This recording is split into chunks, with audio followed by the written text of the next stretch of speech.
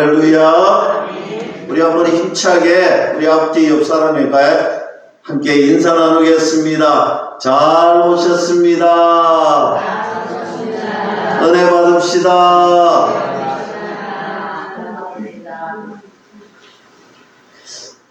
하나님의 크신 은혜와 사랑이 충만하시고 오늘 이 아침에도 정말 은혜 받기 딱 좋은 날씨와 마음이고 또 하나님 주시는 은혜가 넘치는 귀한 시간인 줄로 믿습니다.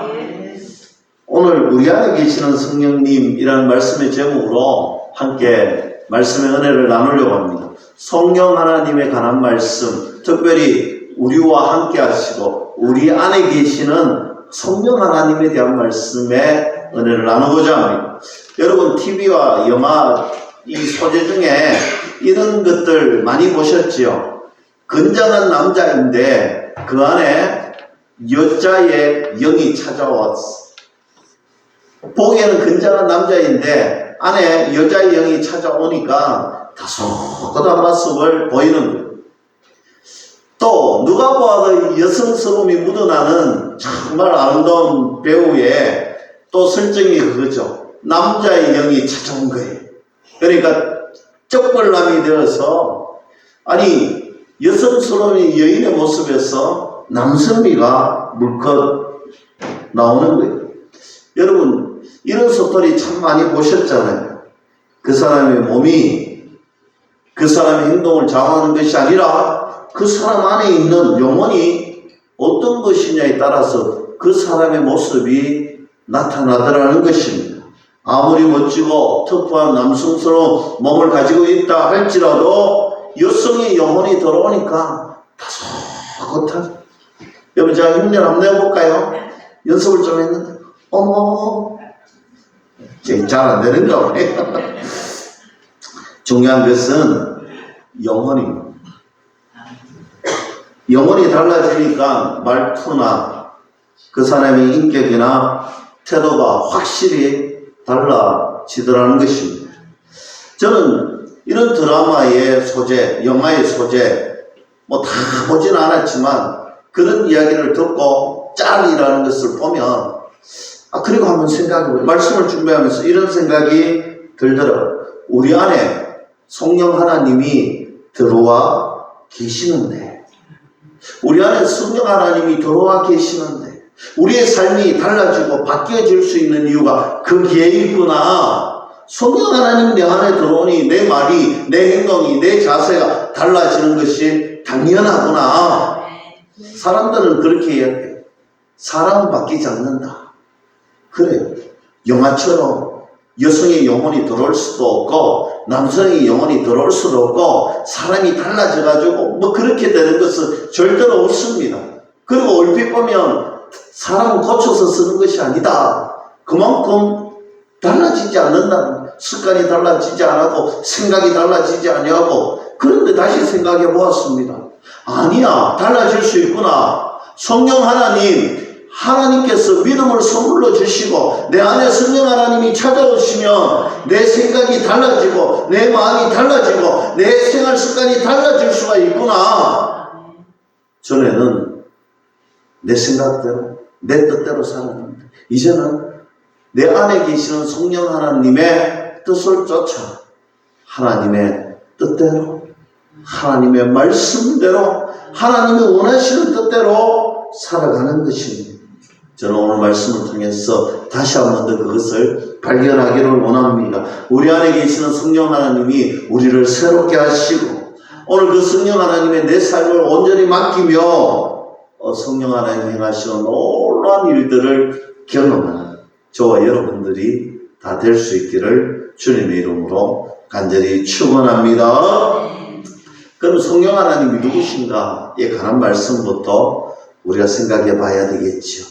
도대체 성령님은 누구신가? 오늘 우리가 첫 번째 읽었던 요한복음 14장 16절에 17절 말씀 이렇게 말씀합니다. 내가 아버지께 구하겠으니 그가 또 다른 보혜사를 너희에게 주사 영원토록 너희와 함께 있게 하리니 그는 진리의 영이라. 세상은 능히 그를 받지 못하나니 이는 그를 보지도 못하고 알지도 못하며 그러나 너희는 그를 아나니 그는 너희와 함께 거하시며 또 너희 속에 계시겠음이라 했습니다.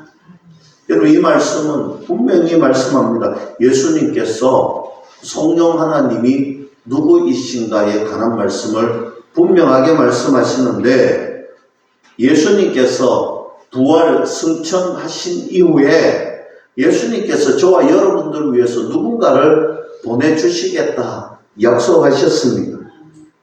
그 누군가가 누구냐? 성경은 이렇게 이야기합니다. 또 다른 보혜사를 너희에게 보내주시겠다 합니다. 그러면 보혜사가 무엇인지 알아야 되겠죠. 보혜사의 의미가 무엇인가, 뜻이 무엇인가? 여러분, 성령님의 또 다른 이름이 보혜사 성령님이신데, 보혜사라는 말은 곁에서 부른다, 이런 뜻을 가지고 있습니다. 곁에서 부른다. 그럼 이 말의 의미가 무엇이냐면, 다른 사람을 돕기 위해서, 다른 사람을 변호하기 위해서 부름을 받은 사람을 가리키는 거예요. 그래서 바꾸고 말하면 성령 하나님께서는 우리를 도우시고 우리를 변호하시기 위해서 이 땅에 오셨다. 그렇게 부름을 받은 하나님이시다라는 거예요. 여러분, 여기에서 우리가 중요하게 생각해야 되는 말씀은 바로 이런 것입니다. 보혜사 성령 하나님은요, 우리 곁에 계시는 분입니다. 우리 곁에 계시는, 곁에서 부름받은 하나님이시다. 여러분, 이 말은 오해하시면 안 돼요. 하나님이 곁에서 부름받았다 해서 하나님이 이 땅에 오셔서 우리의 모든 것들, 생사복을 모든 것들 하나님의 뜻대로 우리를 강권적으로 잡아서 바꾸어 주신다, 이런 의미가 아닙니다. 곁에서 그저 힘을 주신다는 거예요. 하나님이 다 해주시는 것이 아니라 곁에서 힘을 주시고 도와주신다는 것입니다. 우리로 하여금 할 수 있도록 내 가까이에 늘 함께 계시면서 힘 주시고 능력 주셔서 내가 스스로 능히 감당하고 이겨나가고 헤쳐나갈 수 있는 힘을 주시고 도와주시는 분이 보혜사 성령 하나님이다 믿을 수 있기를 축복합니다. 그래서 성령 하나님께서 내 곁에 계시고 힘 주시고 능력 주시면 우리가 서로 부분에 말씀하신 것처럼 내가 바뀌고 내 생각이 바뀌고 내 뜻이 바뀌면 제일 좋은 일인데, 그런데도 불구하고 여전히 바뀌지 않는 사람들이 있습니다. 성령 하나님이 나와 함께 하시고 나를 도와주시고 나에게 힘 주시고 능력 주시는데, 동행하시는 그 주님이 있는데도 불구하고 바뀌지 않는 사람, 아무리 곁에서 진리의 길로 인도하려고 해도 듣지도 생각하지도 아예 길을 막아버린 사람들이 있습니다. 순종하지 않고 길을 잡고 마음을 닫아버리면요, 변하지 않는, 우리의 삶이 변하지 않습니다. 사랑하는 성도 여러분, 저는 오늘 본문 말씀에 또 다른 보혜사라고 말씀하셨죠. 또 다른 보혜사. 그러면 원래 보혜사가 누구입니까? 원래 보혜사는요, 바로 우리 예수님이십니다. 예수님이 이 땅에 오셔서 우리를 도우시고 우리에게 힘주시고 우리를 바꾸어 주시고, 그리고 우리 죄를 위해서 십자가에 못 박히시고 죽기까지 하시고 이제 부활 승천하셨습니다. 하나님 나라에 하늘 보좌로 올라가시면서 우리에게 또 다른 보혜사를 보내주셨다. 그분이 우리를 도우신다. 그분이 우리의 성령 하나님이시다 라고 말씀하십니다. 16절 말씀에 성령 하나님을 보혜사로 보내주신 목적이 분명하게 드러나는데, 그것은 영원토록 우리와 함께 하시기 위함이다 했습니다. 여러분, 성령 하나님은요, 우리가 영원토록 함께 하시고 동행하시는 하나님이신 줄 믿을 수 있기를 축복합니다. 여러분, 보혜사 성령님은요, 영원토록 우리와 함께 동행하십니다. 예수님께서는 이스라엘 땅에 오셨고 이스라엘 땅에만 계셨습니다. 예수님과 함께 하려면 예수님을 찾아가야 했고, 예수님을 만나기 위해서 수많은 무리들이 예수님을 찾아왔습니다. 예수님의 음성을 들으려고 밥 먹는 것조차도 얼마나 말씀이 좋았던지, 얼마나 예수님과 함께 하는 것이 좋았던지. 여러분, 그때 500개의 기적이 있고 700개의 기적이 일어났잖아요. 그런데 오늘 예수님께서 또 다른 보혜사를 보내주셨는데, 그 보혜사 성령님은 우리가 영원토록 동행하시는 분이시다. 오늘 17절에는 오늘 보혜사 성령 하나님께서 하시는 일들 중에 가장 중요한 것 한 가지를 말씀하시는데, 그것은 바로 진리를 증거하시는 일이다 했습니다. 진리를 증거하시는 일은요, 바로 내가 곧 길이요 진리요 생명이니 나로 말미암지 않고는 아버지께로 올 자가 없느니라. 요한복음 14장 6절 말씀. 이것이 진리입니다. 이것이 진리입니다. 오늘 우리가 이것을 증거하고 이것을 알리는 일에 성령 하나님께서 우리를 도와주신다. 여러분, 이 말씀은요, 오늘 성령 하나님께서 깨닫게 해주시고 진리를 알 수 있도록, 진리를 믿을 수 있도록 영접하게 하시는 분이다 라는 뜻입니다. 우리가 예수님을 분명히 알고 우리가 예수님을 아는 것에서 그치지 않고 믿음으로 고백하고 우리 가슴에 모시고 그 주님을 위하여 살아가는 하나님의 자녀가 되는 것, 그것이 깨달아지는 은혜가 보혜사 성령 하나님을 통하여서 이루어진다라는 것입니다. 여러분, 오늘도 우리 장로님이 부족하고 연약한 저를 위하여서, 여러분, 이 강단에는요, 부족한 연약한 저의 모습이 나타나는 것이 아니라 오늘 이곳에서 전하는 자나 듣는 자가 동일하게 말씀이 깨달아지는 은혜가 있습니다. 전하는 자나 듣는 자가 깨달아지는 말씀을 통하여서 가슴이 뜨거워지고 하나님을 향한 거룩한 열정이 샘솟고 하나님 말씀 붙들고 살아갈 수 있는 힘이 생기는 것입니다. 그것이 바로 신령한 능력인데, 바로 보혜사 성령 하나님께서 내 안에 계시기 때문에 일어나는 일이다 믿을 수 있기를 축복합니다. 17절에 또 이렇게 말씀합니다. 세상은 능히 저를 받을 수 없다라는 거예요. 세상은 보혜사 성령님을 받을 수 없다라는 것입니다. 세상 사람들은요, 성령이 무엇인지, 성령이 어떤 일을 하시는지, 성령이 왜 오셨는지 깨닫지도 알지도 못한다는 말씀입니다. 그래서 성령 하나님을 깨닫지도 알지도 못하면 예수님을 알 수도 믿을 수도 없다라는 말씀입니다. 성령의 역사를 경험하지 못한다는 것은 하나님의 자녀가 될 수 없다라는 것이지. 사랑하는 성도 여러분, 성령님은 우리 곁에 오셔서 함께 하시며 깨닫게 하시고, 또 말씀이 깨달아지면 은혜의 간격이 우리 가슴 속에서 일어나게 하시는 것입니다.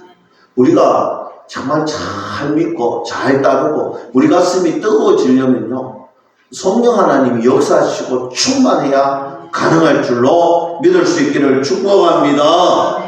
그래서 성령 하나님의 충만한 은혜를 경험해야 되는 것입니다. 둘째로, 성령 하나님을 모시면 어떻게 되는가? 갈라디아서 5장 16절과 17절에 이렇게 말씀합니다. 내가 이르노니 너희는 성령을 따라 행하라. 그리하면 육체의 욕심을 이루지 아니하리라. 육체의 소욕은 성령을 거스르고 성령은 육체를 거스르나니 이 둘이 서로 대적함으로 너희가 원하는 것을 하지 못하게 하려 함이니라 했습니다. 여러분, 우리가 예수님을 믿고 성령 하나님 가슴 속에 모시고 살아가면요, 가장 먼저 일어나는 것이 무엇인지 압니까? 여러분, 우리는요, 이 성령 하나님을 믿고 따르면요, 술술 풀리고 좋은 일만 일어나고 충만한 일만 일어날 줄로 아는데, 여러분, 마귀는요, 가만히 있을 때 아무것도 하지 않습니다. 그러나 우리가 성령 충만해지고 예수님의 자녀답게 살아가려고 하면요, 그때 비상훈련이 열리고 비상계엄령이 선포되고 우리에게 여러 가지 유혹들이 찾아오는 거예요. 그래서 성령 하나님을 가슴 속에 모시고 살아가는 모든 믿는 자들에게 찾아오는 첫 번째 것은 바로 갈등이라는 거예요. 우리 마음속에 갈등이라는 게 찾아옵니다. 이유는 한 가지입니다. 우리는요, 원래 육체의 소욕을 따라 살아갈 수밖에 없는 죄인된 사람입니다. 우리는요, 육체의 소욕을 따라가는 죄인된 사람인데 성령 하나님이 우리 안에 찾아오시고 육체의 소욕을 따라가는 자가 아니라 하나님의 말씀을 쫓아가는 사람, 하나님의 말씀대로 살아가는 사람, 믿음으로 사는 사람으로 바뀌게 되는 거예요. 그래서 내 안에 일어나는 것이 갈등입니다. 하나님과 원수된 악한 영은요, 육체의 소욕을 따라 살아가라고 합니다. 세상에 달콤한 것들로 유혹합니다. 그것이 잠시 잠깐 일어나는 달콤함인 줄도 모르고 그것 때문에 살아가라고 우리를 타락된 인생으로 자꾸 유혹하는 거예요. 그런 성령 하나님은요, 좁은 길로 가라는 거예요. 생명의 길이 거기에 있다는 거예요. 십자가의 길을 따르라는 거예요. 그래서 신령한 은혜를 쫓아가라고 우리에게 명하십니다. 그래서 우리 마음속에 갈등하는 거예요. 여러분, 두 가지의 욕구는요, 동시에 하지 못합니다. 이 두 가지의 욕구는요, 동시에 우리가 살아가지 못합니다. 어느 한 가지를 선택해야 되는 거예요. 성령 하나님이 내 안에 들어오시는 그 순간부터 내 안에 충돌이 일어나는 거예요. 성령 하나님, 신령한 은혜를 쫓아가려니까 세상적인 것들, 욕구를 따라 살아가던 것들이 더 이상 못하게 되는 거예요. 성령의 욕구는요, 육체의 욕구를 따라서 살아가지 말라라고 자꾸 우리에게 명하고 계십니다. 안 된다는 거예요. 여러분, 세상 사람들이요, 그냥 세상의 유혹을 쫓아 그냥 살아가는 사람들이 있습니다. 그 사람들은 미련 없이 그렇게 사는 거예요. 그러면 하나님을 믿는 사람들은요, 어떻게 살아갑니까? 세상의 욕구를 완전히 죽이고 하나님의 뜻대로 살아가는 거예요. 그런데 이렇게도 못 살고 저렇게도 못 살고 교회에 와가지고요, 어정쩡하게 신앙생활하는 사람들이 있습니다. 세상적으로 살려고 하니까 내 안에 계시는 성령 하나님이 양심의 가책이라는 것을 자꾸 주는 거예요. 성령 하나님의 뜻대로 살라는 걸 하니까 내 눈에 자꾸 세상이 좋아 보이는 거예요. 세상을 따라 살려고 하니까 양심의 성령 하나님이 자꾸 놓고 하는 거예요. 그러면 어정쩡한 인간으로 살아가는 것입니다. 나의 욕심이 마음에 일어나고 세상의 유혹과 세상의 삶을 쫓아가다 보면 성령 하나님이 녹화하시고 성령 하나님의 은혜의 말씀대로 살아가려고 하면요, 얼마나 힘들고 어려운지. 여러분, 우리가 2024년을 시작한 지도 엊그제 같은데 벌써 4월의 마지막 주일입니다. 여러분, 우리가 새해에 신년 특별 새벽 기도에 릴레이 기도대에 태신자를 작정하고 신약 통독을 하고 우리가 하나님 은혜대로 살려고 마음먹었던 거 기억나시지요? 여러분, 태신자를 작정하고 내가 이 태신자를 위해서 기도하겠노라고, 이 영혼을 살리기 위해서 내가 책임지겠다고 어머니 마음으로 가슴에 품고 기도했잖아요. 여러분 가슴 속에 아마 올해에는 전도하는 일에 최선을 다하겠노라고, 성경 읽는 일에 최선을 다하겠노라고, 내가 말씀 붙들고 교티 생활하며 하루의 삶을 내가 최선을 다해서 살아가겠노라고 우리 다짐하고 선포했잖아요. 결심했습니다. 내가 올해는 특별한 봉사를 하겠노라고, 내가 올해 한 해는요 특별한 것을 내가 보이겠노라고 우리가 고백했잖아요. 그런데 내 마음속에 또 다른 갈등이 일어납니다. 늘 보던 아침 드라마, 저녁 드라마, 미니 시리즈, 내가 좋아하는 여가 활동, 수영도 해야 되고 소풍도 가야 되고. 여러분, 이런 것들이 우리 가슴 속에 찾아와서 녹화할 때마다 여러분들 어떤 생각이 드십니까? 교회 봉사도 하고 기도하는 일도 하고 전도하는 일도 해야 되고 내 여가 생활도 해야 되고 이곳에 가서 좋은 음식도 좀 먹어야 되고, 이곳에 가서 사람들하고 좀 소통도 하고 즐겁게 보내야 되는데, 문화생활과 여가생활과 신앙생활을 병행하면 참 좋을 텐데, 여러분 해보셨잖아요. 그리고 아시잖아요.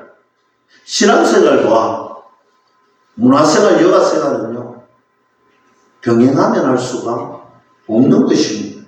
봉사와 기도생활을 열심히 하면요, 우리가 평소에 하던 여가생활을 줄여야 되고 문화생활을 줄여야 됩니다. 우리가 교회 일을 열심히 하고 하나님의 사명의 길을 감당하려고 예수로 노력하면요, 우리가 줄여야 할 것은요, 우리가 그동안 누려왔던 여가생활이요, 세상적으로 좋아하던 것들을 줄일 수밖에 없는 것입니다. 성령의 소욕과 육체의 소욕은요, 만남이 충돌할 수밖에 없는 것입니다. 우리의 삶을 살다가 정말 2024년도에 우리가 결단하고 결심했던 것처럼 성령의 은혜를 쫓아 살아가는 저와 여러분들이 될 수 있기를 주님의 이름으로 간절히 축원합니다. 여러분, 우리가 그런 결단을 해도 육체의 소욕을 따라서 살아갈 때마다 좌절하며, 여러분, 우리 하나님 어디 계시고 보혜사 성령님 왜 이렇게 힘이 없습니까? 여러분, 하나님이 힘이 없는 게 아니고 우리의 믿음이 연약한 거잖아요. 성령 하나님은요, 연약하시지 않습니다. 그저 우리의 믿음이 연약한 거예요. 나아가서 육체의 소욕을 따라 살던 그 삶에 익숙해져 있기 때문에, 여러분, 잠깐이라도 믿음의 끈을 놓치면요, 우리는 죄에 익숙한 자들이, 육신의 탐욕에 익숙한 자들이, 그것은 배우지 않아도 우리는 이미 타고난 자들이, 그런데 그것을 죽이고 그것을 제어하고 성령의 은혜를 따라 살아가는 것은요, 굉장히 어려운 일입니다. 그래서 내 생각, 내 뜻대로 하면요, 100점 100패입니다. 그러나 하나님이 주시는 은혜로, 하나님이 주시는 힘으로 하나님에게 이끌려 간다면 우리는 성령의 은혜를 경험할 수 있을 줄로 믿을 수 있기를 간절히 축복합니다. 이것이 바로 해결책인데, 16절 말씀에 우리가 성령을 따라 행하면 육체의 욕심을 이루지 않는다 분명히 말씀합니다. 적극적으로 성령님을 따라 살아가면 된다는 말씀입니다. 그렇지 않으면 절대 승리할 수가 없습니다. 하나님의 뜻대로가 아니라 내 뜻대로, 바꿔 말하면 내 욕심대로 살아가기 때문에 그렇습니다. 내 욕심, 내 뜻을 내려놓고 내가 주인 되었던 삶을 하나님께 맡겨드리고, 하나님이 주인 되고 성령님이 나를 이끄시며 우리는 하나님의 은혜의 삶으로 살아갈 수가 있다. 너희 이길 수가 있다. 성령을 따라 사는 삶이 불편하십니까? 하나님의 뜻대로 살아가는 삶이 불편하십니까? 처음부터 세상의 질서를 버리고 하나님의 질서를 버리고 하나님 뜻대로 살아가지 못했던 우리의 삶이 어쩌면 세상의 삶이 익숙할 수도 있고 제약된 삶이 우리의 몸에 딱 맞는 것 같을 수도 있습니다. 그러나 여러분, 걱정하지 마세요. 십자가의 보혈의 피로 우리를 하나님의 자녀로 불러주셨습니다. 그리고 우리가 성령의 은혜를 따라 하나님의 뜻대로 살아가는 것이 가장 아름다운 은혜의 삶임을 우리 몸이, 우리의 마음이 기억할 때가 다가왔습니다. 아니, 이미 우리에게 주어진 줄로 저는 믿습니다. 끝으로 에베소서 5장 18절 우리가 잘 아는 말씀입니다. 술 취하지 말라. 이는 방탕한 것이니 오직 성령으로 충만함을 받으라. 할렐루야. 성령의 충만함을 받아야 합니다. 성령의 소욕을 적극적으로 따르는 방법은요, 성령 충만할 때 가능합니다. 우리가 성령 충만 받으라고 하나님이 말씀을 통해서 계속해서 전하여 주고 있습니다. 성령 충만 받으라. 이 말씀은요, 바꾸고 말하면 하나님께서 저와 여러분들에게 성령 충만 줄게, 내가 줄게, 너희들 받아라, 이 말씀인 것입니다. 하나님이 주시겠다 하시는데 우리가 받겠습니다 하면 되는 거예요. 중요한 것은 우리의 자세입니다. 우리의 자세가 얼마나 성령 충만 받으려고 예수고 노력해야 되는 거예요. 여러분, 신앙생활은요, 남 보고 하는 게 아니잖아요. 우리가 하나님 앞에서 내 스스로를 돌아보고 내가 하나님께 드리는 거예요. 옆 사람이 신앙생활 아무리 많아요. 옆 사람이 기도생활 아무리 많아요. 심지어 부인이 아무리 기도 많이 하고 아버지가 아무리 기도 많이 하고 합니까? 쥐가 나는데 그러면 다 헛된 거예요. 물론 조금은 도움이 될 수 있겠죠. 그러나 결국은 그것은요, 주객이 전도되는 거예요. 신앙생활은요, 내가 하는 것입니다. 내가 하는 것이 신앙생활인 것입니다. 기도도 내가 해야 되고, 찬송도 내가 불러야 되고, 예배의 자리도 내가 삼아야 되고, 말씀도 내가 들어야 변화되는 거예요.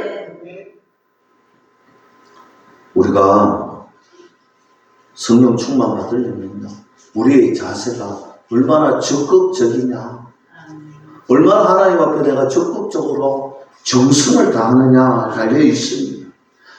사모하는 마음이 있어야 된다. 여러분, 내가 사모해야 되죠. 남이 사모해 준다고 안 됩니다. 여러분, 내가 사모해야 됩니다. 예배의 자리, 은혜의 자리, 여러분 주일 예배를, 말씀 듣는 자리를 사모해야 되는 거예요.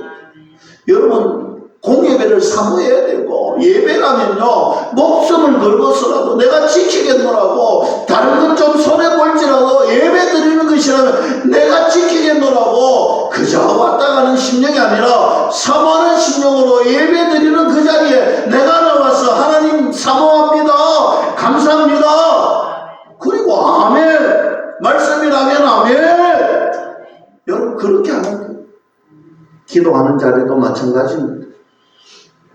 성령 충만 받으려고 더 많이 찬송하고 더 많이 기도하고 하나님 앞에 더 많이 하나님 앞에 나오면 여러분, 그 영혼 기뻐하시지 않겠습니까?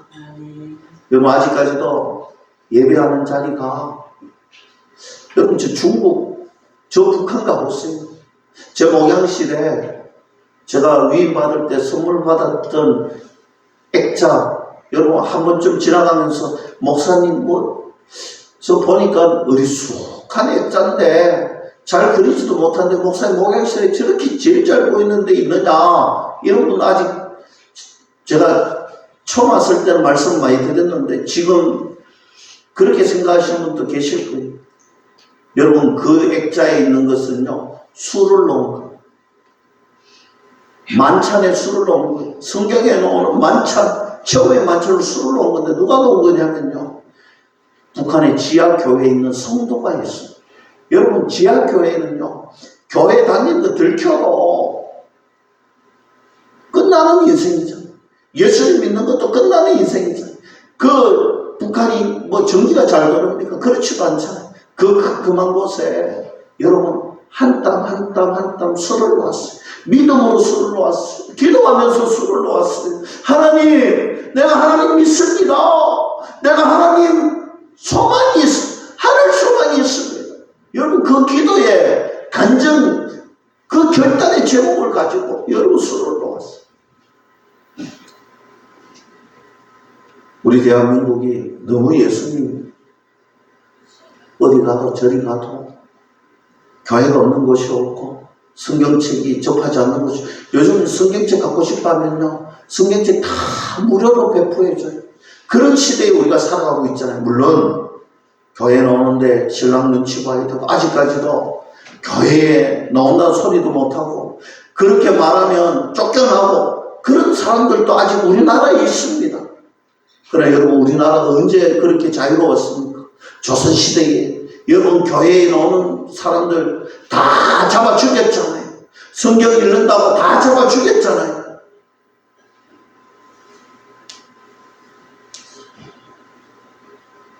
성령 충만 받기를 원하십니까?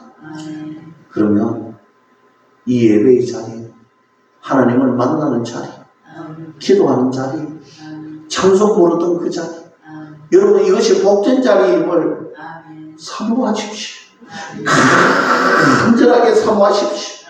우리의 마음에 어떤 일이 있어도 반드시 참여하겠다고 작정하십시오. 여러분 오늘 이 말씀 보세요. 오직이라는 말이 들어갔잖아요. 성령 충만 받는데 오직이라는 말이 들어갔잖아요. 이유가 뭔지 아십니까? 삶의 우선순위에 분명하게 하나님을 가장 우선순위에 주인의 자리에 두라는 것입니다. 성령 충만 받으려고 그 무엇보다도 가장 우선적으로 하라라고 명하고 있는 것입니다. 은혜 받는 자리에 여러분 꼬박 빠지지 않으려고 애쓰는 것, 이것은 첫 번째 마음인데, 여러분 제가 한 가지 더 팁을 드리겠습니다. 여러분 교회에 나와가지고요, 안 빠지는 것도 중요한데 안 빠지는 것이 의로운 일은 아닙니다. 교회에 나오면요 안 빠지는 것은 당연한 것이고, 교회에 나오면요 이 은혜의 자리에 사모하는 자리가 되어야 되는 것입니다.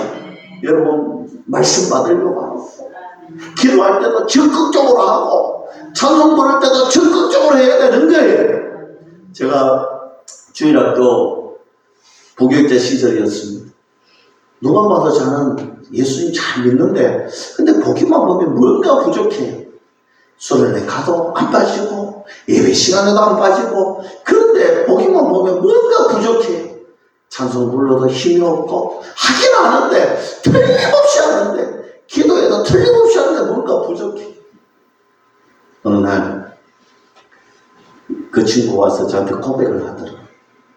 목사님, 제가 사실 교회에 나오는 거 가정의 평화를 이루기 위해서 나온대. 수련회 가는 거 제가 나와야 가정이 평화롭기 때문에 나오는데, 실은 뭐 그냥 왔다가 시간만 때우고 돌아간다는. 그러던 그가 고등학교 마지막 수련회 때에 한번 나오는데 이런 생각이 들더라고요. 지금까지 내가 이렇게 다녔는데 가만 생각해 보니까 이 수련회가 마지막일 것 같더래요. 그래서 자기 신경에 변화가 생기더래요. 그래서 오늘부터 이 수련회 기간 동안에는 내가 앞에서 시키면, 목사님이 시키면 시키는 대로, 찬양 인도자가 시키면 시키는 대로, 내가 손들으라 그러면 손들고, 기도하라 그러면 기도하고, 찬송 부르라 그러면 찬송 부르겠다 결단을 했대요. 근데 그 밤에 하나님 은혜를 주셔서 방언을 받았대요. 그 다음날 아침에 일어나가지고 또 생각해 봤대요.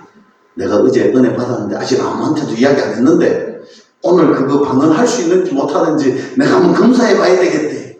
여러분 방언 되더래요. 그때부터 이 아이가 돌아와서 완전히 바뀌어지는 거예요. 전에는 찬송 부르고 기도해도요 하긴 하는데 뭔가가 부족했는데, 지금은 기도하고 찬송 부르면요 그 누구보다도 또렷하게 들릴 정도로 적극적으로 임하더라는 것입니다. 여러분 얼마나 적극적으로 참여해야 될까. 그리고 대학부 수련회가 되었을 때 가장 먼저 찾아와가지고 저한테 하는 말이 이 말이 있어요. 목사님, 제가 이번에 찬양인도 그 자리에 같이 서게 됐습니다. 이러는 거예요. 사랑하는 성도 여러분, 제가 그 아이 볼 때 얼마나 기쁜지, 보는 것만으로도 기쁘고 또 보고 싶고 하더라고요.